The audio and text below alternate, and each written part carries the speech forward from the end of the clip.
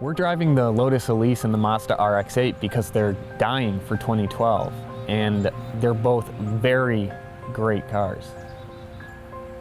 They're both unique because they're such pure driver's cars, and there's nothing comparable to either one. They don't compare to each other either. The RX8 is a rotary engine vehicle, and there's nothing else out there with a similar powertrain.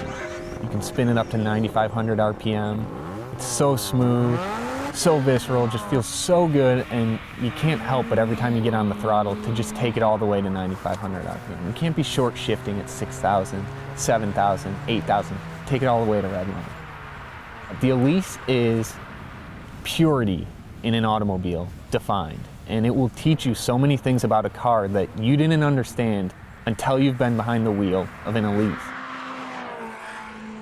Mid-engine, rear-wheel drive, low power, so it's all about momentum, keeping the engine revs high, and picking the right line on the track, and just finding that zen moment where you are perfectly connected with the machine, making your way around the track fluidly, and just feeling the moment. It's really an incredible car. The RX8 is leaving the market simply due to low sales. There's a lot of competitors out there in that segment, and the one thing Mazda kind of messed up with the RX8 was they didn't build a successor to the RX-7. They didn't build another sports car.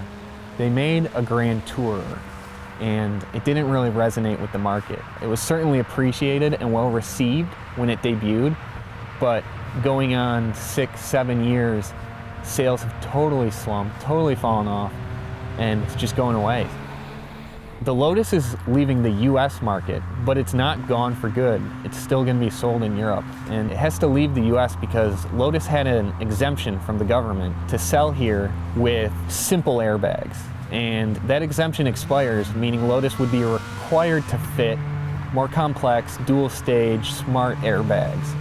And that's just too expensive for the low volume that the Elise sells in. These cars are icons in automotive history.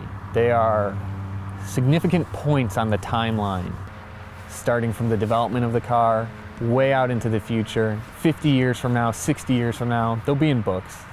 There will be TV shows about them. There will be fan pages on the internet devoted to them. There will be owners clubs where people just cherish these, and there will be auctions where they sell for way more than they're worth right now. They're just such unique items, such unique cars. There's nothing else out there like them that really defines this moment, 2011, in history, automotive history. So, you know, they've earned a spot in our heart, and they've earned a spot in the history books as well.